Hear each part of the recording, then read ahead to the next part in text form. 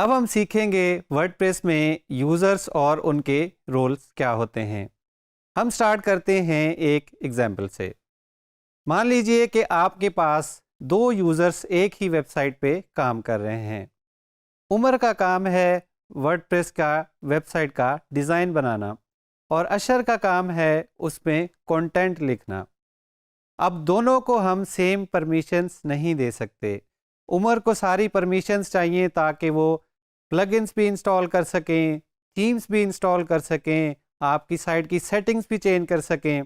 लेकिन अशर का काम है जस्ट ब्लॉग पोस्ट लिखना।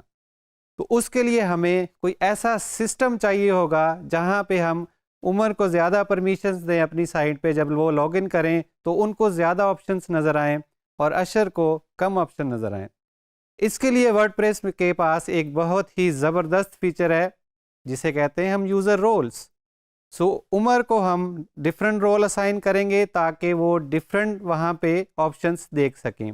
लेकिन अशर को हम एक और रोल देंगे ताकि उनके पास लिमिटेड फंक्शनैलिटी हो, ताकि अगर अशर को कोई शरारत सूझे तो वो उमर का काम ख़राब ना कर दे। तो इसके लिए वर्डप्रेस में बाय डिफ़ॉल्ट डिफरेंट रोल्स होते हैं। किसी भी स्टैंडर्ड वर्डप्रेस के इंस्टॉल में 5 रोल्स होते हैं।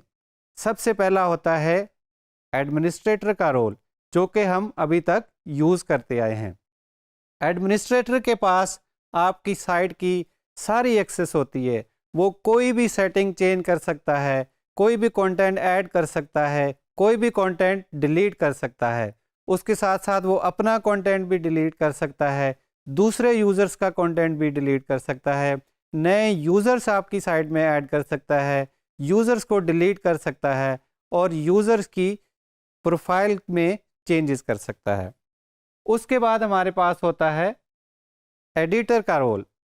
एडिटर वो होता है जिसने आपकी साइट पे कंटेंट लिखना है और दूसरे यूज़र्स का कंटेंट रिव्यू करना है। अगर किसी ऑथर ने कोई ब्लॉग पोस्ट लिखी है तो वो उसको प्रूफ रीड करके पब्लिश कर सकता है। एडिटर रोल अपना कंटेंट भी मैनेज कर सकता है और दूसरे यूज़र्स का लिखा हुआ जो कंटेंट है उसको पब्लिश और डिलीट कर सकता है। उसके बाद हमारे पास आता है ऑथर का रोल। ऑथर के पास क्या परमिशंस होती हैं कि वो अपना कंटेंट लिख सकता है और पब्लिश कर सकता है। अनलाइक एडिटर, वो दूसरे यूज़र्स का कंटेंट ना ही अपडेट कर सकता है और ना ही डिलीट कर सकता है। अगर आपने कोई नया राइटर हायर किया है या कोई आपके साथ फर्स्ट टाइम काम कर रहा है तो आप उसको सिर्फ कंट्रीब्यूटर का रोल देंगे। कंट्रीब्यूटर के पास सिर्फ कंटेंट लिखने और उसको मैनेज करने की सलाहियत होती है। एक कंट्रीब्यूटर रोल आपकी साइट पे कंटेंट पब्लिश नहीं कर सकता। वो अपना लिखा हुआ कंटेंट एडिट कर सकता है, डिलीट कर सकता है, लेकिन वो उसको आपकी साइट पे पब्लिश नहीं कर सकता। और सबसे आखिर में हमारे पास होता है सब्सक्राइबर का रोल। सब्सक्राइबर आपकी साइट पे सिर्फ अपनी प्रोफाइल मैनेज कर सकता है, उसके अलावा वो सिर्फ आपका कंटेंट रीड कर सकता है। उसके पास कंटेंट लिखने की सलाहियत जो है वो बिल्कुल मौजूद नहीं होती। ये तो हो गया एक स्टैंडर्ड वर्डप्रेस का इंस्टॉल। लेकिन अगर आप एक मल्टी साइट पे काम कर रहे हैं जहां आप एक ही वर्डप्रेस की इंस्टॉलेशन से मल्टीपल वेबसाइट्स बना सकते हैं, तो वहां पे एक और रोल होता है जिसे हम कहते हैं सुपर एडमिन। सुपर एडमिन के पास आपकी पूरी मल्टी साइट का नेटवर्क मैनेज करने की सलाहियत होती है। सारी साइट्स के लिए वो प्लगइन्स ऐड भी कर सकता है, रिमूव भी कर सकता है, दूसरे यूज़र्स भी ऐड कर सकता है या यूज़र्स को रिमूव कर सकता है। इस लेसन में हम कंप्लीटली जानेंगे कि आप एक यूज़र कैसे ऐड करेंगे और अगर कोई शरारती यूज़र आपको मिल गया है तो उसकी परमिशंस आपने डिमोट कैसे करनी है, उसकी एक्सेस आपने रिस्ट्रिक्ट कैसे करनी है, या उस यूज़र को आपने बिल्कुल ही अपनी साइट से किक आउट कैसे कर देना है।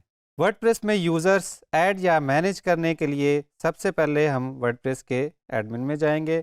टॉप बार से हम डैशबोर्ड को क्लिक करेंगे तो हम वर्डप्रेस के एडमिन में आ जाएंगे।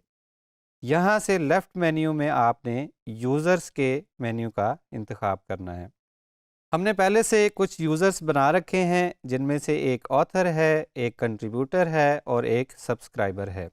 यूज़र्स कैसे ऐड करते हैं ये हम अभी देखेंगे। हम एक और नया यूज़र ऐड करेंगे। यूज़र ऐड करने के लिए हम ऐड न्यू पे क्लिक करेंगे। यहाँ पे हम यूज़र नेम टाइप करेंगे। हमने एडिटर का यूज़र हमारे पास नहीं है, तो हम एडिटर का यूज़र यहाँ पे बना लेंगे। कोई भी यूज़र बनाने के लिए हमें यूज़र नेम और ईमेल की फील्ड जो है वो रिक्वायर्ड होती है। तो आप अपना वैलिड ईमेल डालेंगे और यूज़र नेम डालेंगे। अगर ईमेल आप वैलिड नहीं देंगे, तो अगर आप पासवर्ड कहीं पे भूल जाते हैं, तो फॉरगेट पासवर्ड में यही ईमेल आपका यूज़ होगा। अगर आपने ईमेल करेक्ट नहीं दिया होगा, तो फिर आप अपना पासवर्ड रीसेट करने में नाकाम होंगे। ईमेल के बाद हमारे पास फर्स्ट नेम और लास्ट नेम की ऑप्शन है, जिसको हम ऐड कर भी सकते हैं और ना भी दें तो हमारा यूज़र ऐड हो जाएगा। एक हम पासवर्ड रखेंगे और यहाँ पे हमें पूछ रहा है कि आप वीक पासवर्ड यूज़ कर रहे हैं, तो क्या आप यूज़ करना चाहते हैं? अगर हम करना चाहते हैं तो हम इसको क्लिक कर लेंगे, अदरवाइज़ हम यहाँ से एक स्ट्रॉन्ग पासवर्ड का इंतखाब करेंगे। इस ड्रॉप डाउन में से हम यूज़र का रोल सेलेक्ट करेंगे। यहाँ पे हमने एडिटर का यूज़र बनाना है, तो हम एडिटर को सिलेक्ट कर लेंगे।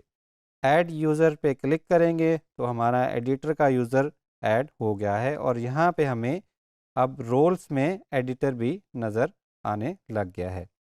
अब हम एक दूसरे ब्राउज़र में जो एडिटर का यूज़र हमने बनाया है उसके थ्रू लॉगिन करेंगे और देखेंगे कि उसके पास वर्डप्रेस एडमिन कैसा दिखता है। यूज़र नेम हमने लिखा था एडिटर और पासवर्ड उसका जो हमने सेलेक्ट किया था वही हम उसको लेके लॉगिन कर लेंगे। तो यहाँ पे हमें अब बहुत ही लिमिटेड सी ऑप्शंस नज़र आ रही हैं। इस ब्राउज़र में हम एज अ एडमिन लॉगिन हैं, तो यहाँ पे हमें सारे ऑप्शंस नज़र आ रहे हैं। हमारे पास सेटिंग्स भी हैं, हम प्लगइन्स भी ऐड कर सकते हैं, हम थीम्स भी ऐड कर सकते हैं। लेकिन यहाँ पे जब हम एडिटर के यूज़र से लॉगिन करते हैं तो हमारे पास ऑप्शंस कुछ कम हो गए हैं, जैसा कि हमने पहले जाना कि कौन से यूज़र्स के पास कौन कौन सी एक्सेस होती है। एडिटर से लॉग आउट होने के बाद अब हम एज अ ऑथर लॉगिन करेंगे और देखेंगे इस यूज़र के पास कौन कौन सी ऑप्शंस नज़र आ रहे हैं। तो अब हमने देखा कि ऑथर का जब हमने लॉगिन किया है तो हमें अब एडिटर से भी कम ऑप्शंस नज़र आना शुरू हो गए हैं। अब ये देखें, ऑथर के पास किसी दूसरे यूज़र का कोई भी कंटेंट एडिट करने की ऑप्शन नहीं है। इसी तरह हम दूसरे यूज़र्स को भी जब लॉगिन करके देखेंगे तो हमारे पास उनके रोल के मुताबिक हमें वर्डप्रेस के मेन्यू में ऑप्शंस देखने को मिलेंगे। हमने सीखा कि वर्डप्रेस में यूज़र्स और उनके रोल्स क्या होते हैं, और जब भी आप कोई अपनी साइट पे नया यूज़र ऐड करें तो ये जान लें कि आप उसको उतनी ही एक्सेस दें जितनी उसको रिक्वायर्ड है। अगर यूज़र ने सिर्फ कंटेंट लिखना है और पब्लिश नहीं करना, तो आप उसको सिर्फ कंट्रीब्यूटर का रोल देंगे।